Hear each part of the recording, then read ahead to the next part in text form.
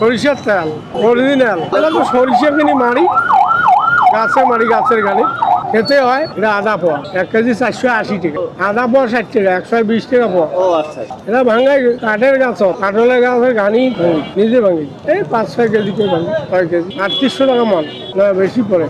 4000 হলে 100 পড়ে, এখন তো 200 কম আছে। 4000 এক মনে 12 কেজি চালা। নেড়ের হলে কম হয়, ভালো হলে 12 কেজি হয়, নেড়ের হলে 10 কেজি হয়। অনেকদিন থেকে এটি বিক্রি করি, না করিনি। এমনিতে তো বেটা বেটি 3 জন, চলে না তো কোনো মতো, চলে না তো। কোনোদিনে 500-700, কোনোদিনে 300 বেচা যায়, 200 যায়, কোনোদিনে 500 যায়। ঠিক আছে, হ্যাঁ 500 টাকা সব মিলি লাভ হয় কয় টাকা। 500 বেচাইলে 1-150 হয়। ওষুধ চলে না তো, টানাটানি করে চলে। অন্য ব্যবসা তো এইটা ছোটোর থেকে করি তো।